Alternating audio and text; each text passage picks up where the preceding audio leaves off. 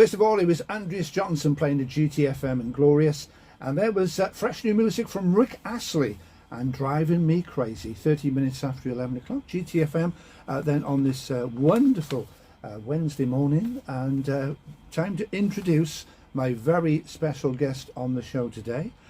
Talking to the musician and author Vernon Hopkins from Rhydyfelin, famed for playing bass in the Senators. Later they became the Squires, and also played for many years with Tom Jones.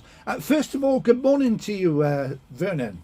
Good morning, Gareth. How are you this morning, sir? Right, how are you? I'm very, very well. What's the weather like down your way? It's absolutely pouring down. Yeah. Is that one? So thank you very much for joining us on the show today. So tell us about your early years, Vernon. You were born in Rhydyfelin, as I mentioned, at the beginning of World War II. Yes, 1940, in April 25th, 1940.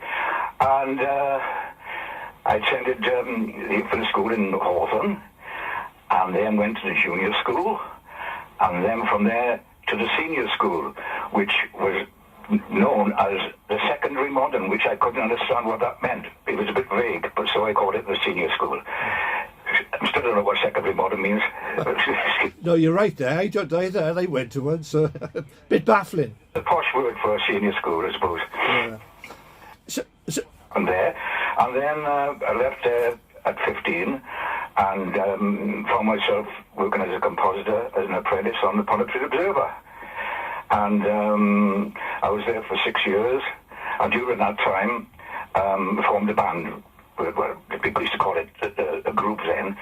The Shadows were a group, and that was it. You know, the start of the Senators. So you played bass guitar. How old were you when you started playing the bass guitar then, Vernon?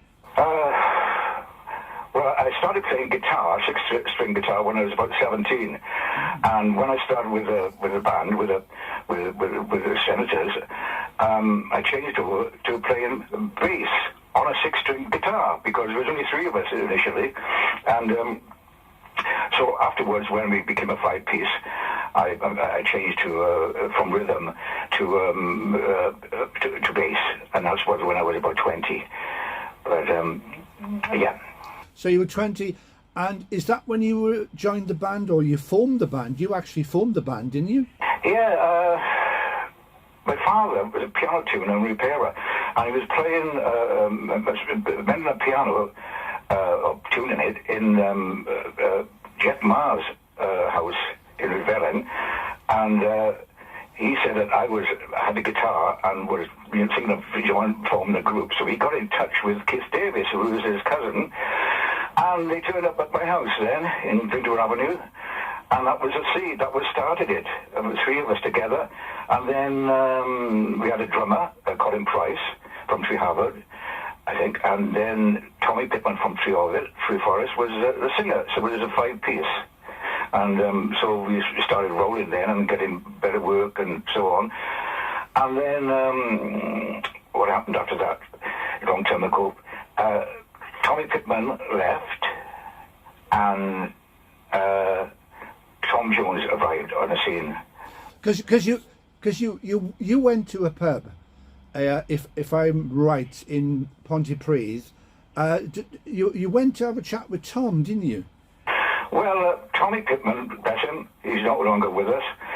He got, he wasn't happy with the band, for playing in YMCA, I suppose, all that time on a Friday night for peanuts. So during the break, Tommy hadn't turned up for the night on the Friday. So during the break, I rushed through Pontypridd to the White Hart and knew that Tommy Woodward would be there on a Friday night, and he was playing the clubs with a six-string guitar solo. And I asked him if he'd like to come up and sing for the second half. But at first he refused, but I had to cajole him with 4 bottles of light ale. Because it was alcoholic free, for youngsters. And that was the start of Tom Jones later on.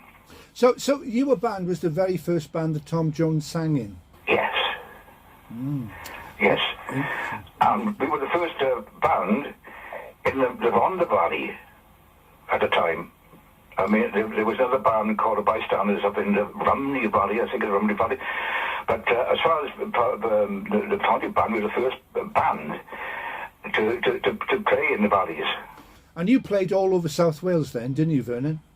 Yeah, later on with Tom then, and he was a fixture then, but that went on for about 3 years, from 1961, when he joined January 61, until we left for London in 1964. But during those 3 years, we did all the clubs, and then we formed a concert party with a great comedian who is no longer with us, I'm afraid, and that would bring it. Who is the comedian, by the way? Phillips. I know Bryn. I know Bryn very well. I knew him. He's sadly passed now. But I in fact, true story. I taught 2 of his boys to drive. Yeah.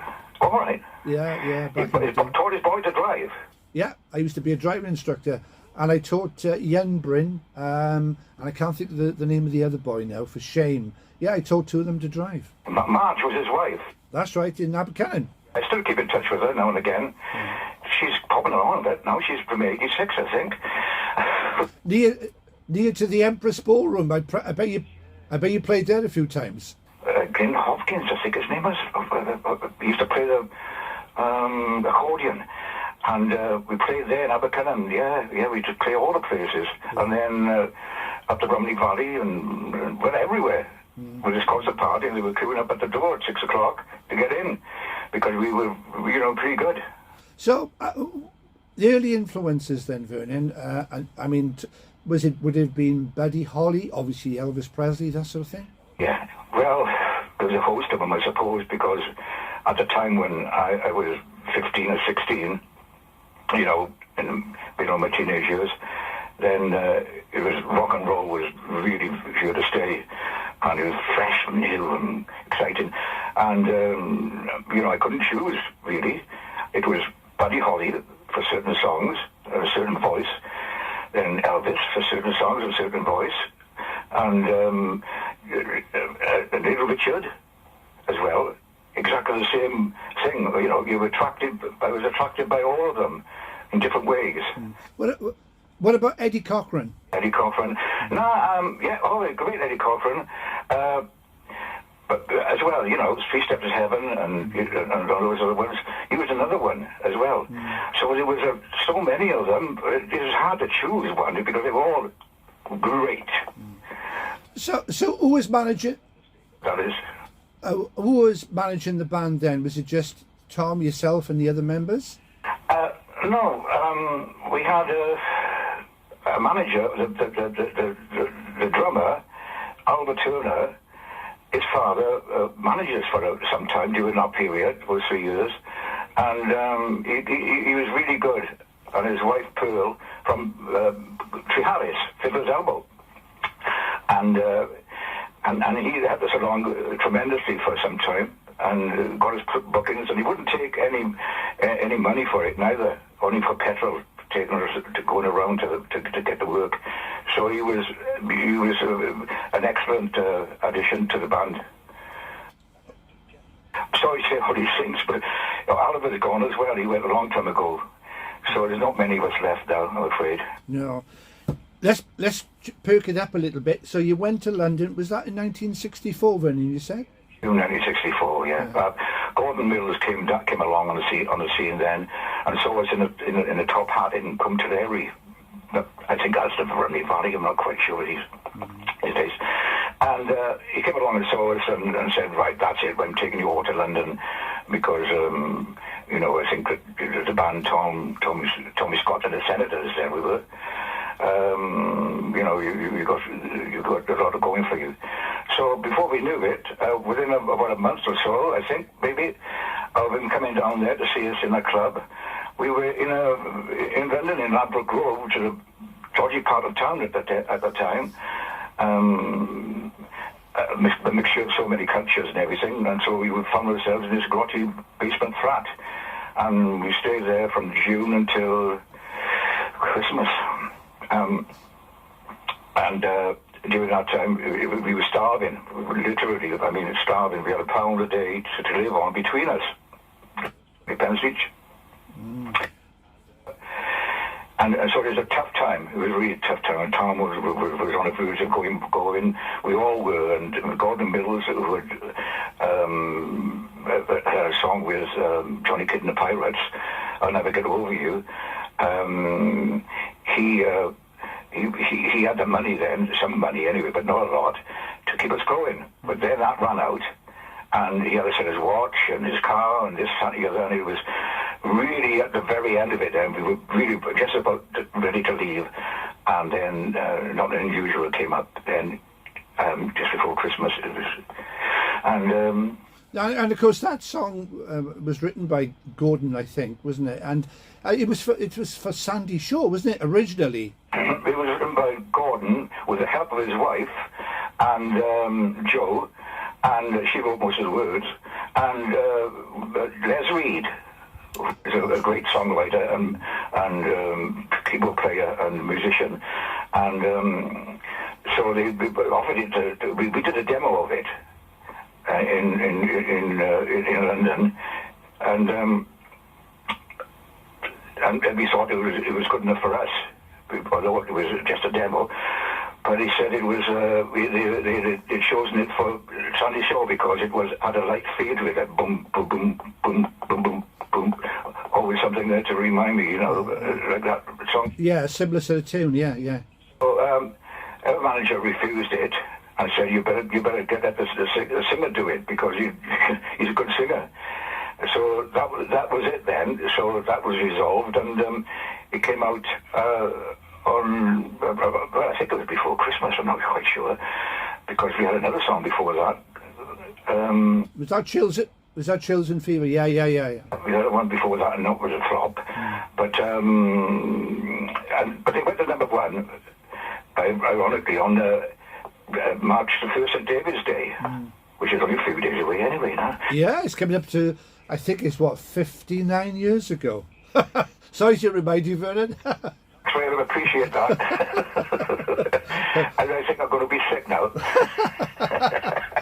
So you then obviously toured. I mean, once you get a number one, the profile shoots up through the roof, sort of thing. Now you went touring in America as well, didn't you? Yeah, well, I don't want to go into the details much about what it was for the band because I brought the book out, Just Help Yourself, in 2018, and I was liberated a lot by it because there was so much in it, all about what we're talking about now and more, much more, the highs, the lows, and everything. So I'll skip that because it's a closed book, that is now. Absolutely, yeah. People can read that, can't they? Resolved, and the truth came out. And whoever wanted to believe it or not, but then it was a weight off my shoulders because we were really done for after Not Unusual came out. Although we stayed then for years after that, it was living not hand to mouth, but we were getting peanuts for it. But that's another story, and I don't want to go into that really because it's late in the day now. Yeah, and it's in the book as well. Just Help Yourself. Yeah. Amazon, Just Help Yourself, and most of the people in Pontypridd and beyond, Southwales and everywhere, a lot of places would have known over the years what really happened because it's been in newspapers and this, that, the other, and on broadcast, and I've been interviewed. So I think most people in Pontypridd know the story, and they can form their own opinions as well. But that's exactly what happened, and warts and all. So tell us then, Vernon, you met Elvis Presley. That was in 1968, wasn't it? How did that come about? Oh, right. Well, let me see, January 1968, I think we had a tour of America, starting with Miami. In Miami, we were there for a week or so. Then, from there, we went to New York and played 2 weeks in the Copacabana. As you do. And 2 weeks there, which was great. We were a great band. We were the rhythm section, 4 of us, but it was a great band as well. They were on Mission Impossible, the original series, which was in America at the time. And, you know, the music, they were so jazzy and rock, and it was incredible playing with them. It was playing, we played with about 12 musicians on a stage, and it's about the best time I've had as far as being on stage with a great band, you know. And it was so with the extras. It was terrific. So we went from there to LA for a week, and then from there a month at well, forget the name of it now. Was it in Las Vegas? Was it? Yeah, was it the Flamingo? That's the one. That's fine. No, that's absolutely fine. And so we were there for a month, and after about 2 weeks, what was happening was we'd have two shows, one at about 8 o'clock, and the other at about, I don't know, 11 o'clock or something like that. So during the intermission, which was about an hour and a half, sometimes instead of staying backstage and, you know, fiddling about with a guitar or doing that, you know, became a bit boring, I would go out, and some of us would go, I happened to go out into the, and played a few cents on the Woodland Bandits, as they used to call them. And it was near the fire. And Bromley, I was just about to put a coin in, and it just turned around, and Elvis Presley and his entourage and Priscilla was swinging past me. And of course, Elvis was leading them, and he could see how dumbfounded I was. And as he passed, he gave me a cheeky wink. You know. Well, thank you very much. He knew what the reactions people would get, you know. So they disappeared into the offices of the management there. So I told Tom about it, and you know, we were all excited and this, and so the lights went down in the theatre, and we opened with Ain't That Good News, I think, something like that. And I was looking for Elvis, but I was looking into the darkness there, and I couldn't see him. But what it was, he had a table right in front of me at the end of the stage. So I didn't think of looking down there, but he was right in front of us. So you've actually played for Elvis Presley? Yeah, we played. But so, oh yeah, he was there with the entourage there at his big table, and he was smoking a cheroot, like, you know, like in small cigars. So which I was surprised. The guy thought, you know, in his image he wasn't smoking, but he used to smoke. So anyway, halfway through, it was only dark, it's about 1,000 people at 500, and Tom, you know, introduced him, and he said, you know, he's someone I've admired and been my inspiration, etc., etc. And ladies and gentlemen, he's here tonight. And so the place went wild, and the spotlight came around the auditorium, teasing the audience, because they couldn't. They came in after it started. You know, when the lights went down, they came in, Elvis and his entourage, and so nobody knew. Nobody knew he was there. So when these lights went round, there's like a helicopter light going round and round and round and round, and they were screaming and shouting, and then it finally went on him, you know, and he was standing up. And it was incredible. It had a blue edge around this light. It was like a big spotlight on him. And then when the spotlight went on him, everybody went wild then. You know, I mean, it was raising the roof, and it lasted for a long time. They wouldn't stop.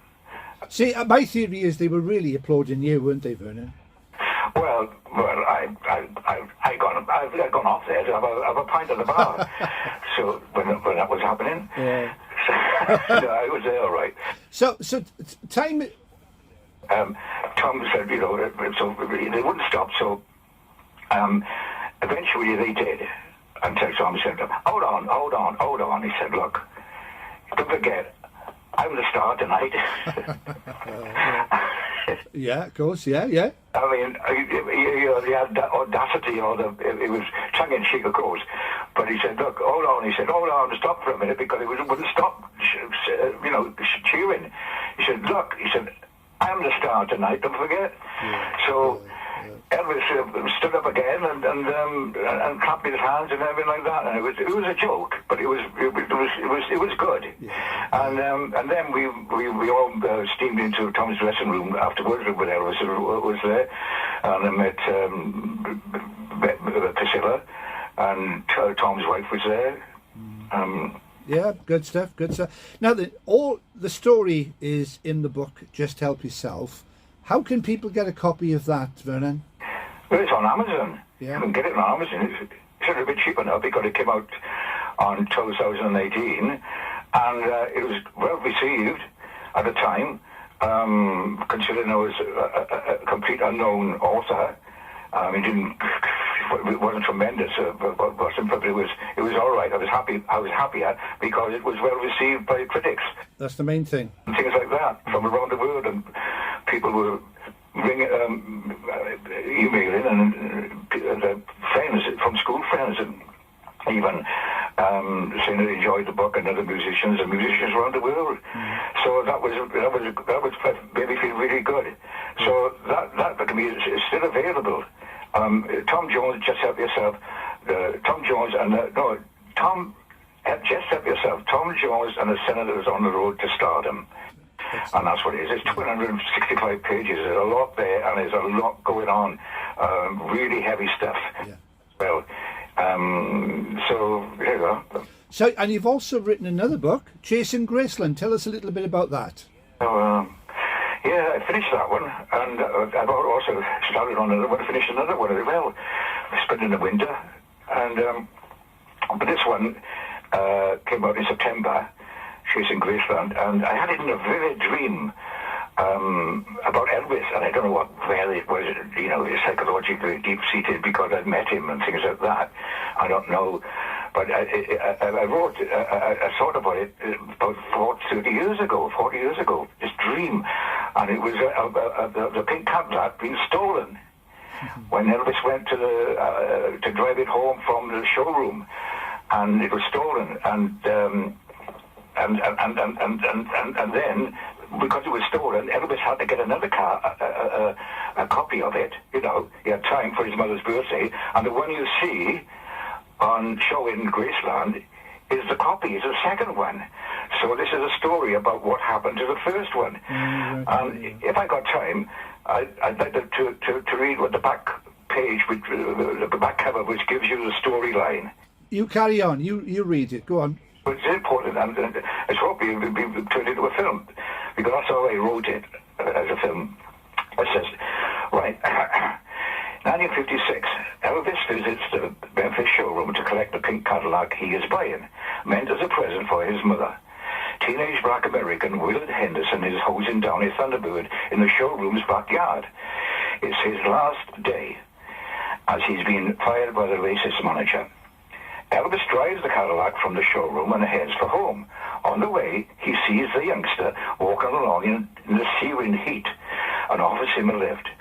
Shortly afterwards, the Cadillac breaks down, and Elvis and friend Red West hail a cab, leaving Willard to guard the prize limo until help arrives. Having lost his job, the desperate teenager yields to temptation, manages to restart the engine, and steals her. Then we go on to 2022, present day more or less. After a lifetime of wheeling and dealing, Henderson is now wealthy, residing outside London. He still has the Cadillac, which he sprayed a different colour before driving her to New York in 1956. Restored in all her pink glory, Henderson's dying wish is that she be returned to Graceland.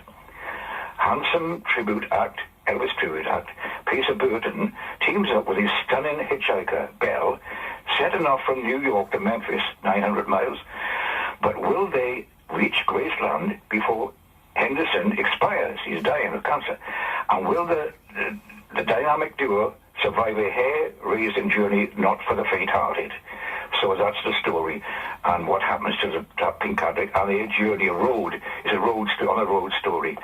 But the one in the story, it could happen. It could well. Of course it could. Of course it could. One about in the book, he doesn't tell anyone about the car being stolen because it was his mother's birthday, and it would spoil her birthday if it was reported. So he managed to get another car like it, and it was in the month of her birthday, and that's what you see in Graceland. Vernon, we've run out of time, sadly. We could talk and talk and talk all the wonderful stories. I mean, you're a great family man. You've written songs as well for Billy J. Kramer, no less, Walking, and the Treorchy Male Voice Choir. Yeah, absolutely. Williams and... Yes, Iris Williams as well, that's right. So, listen, it's been an absolute pleasure having a chat to you. Yeah, and of course, a Reed Velin man, so it gives us an extra special buzz, you know, having a chat with a Reed Velin-based radio station as well. Yeah. So listen... I live. Yeah. So thank you very much for joining us, Vernon. We're going to play a couple of songs. Thanks very much again. All the very, very best with the book. And as I said, Jason Graceland and Just Help Yourself, available on Amazon. Yeah. Okay. Okay, great stuff. Yeah. Thanks very much, Vernon, and have a very, very enjoyable day. Thank you.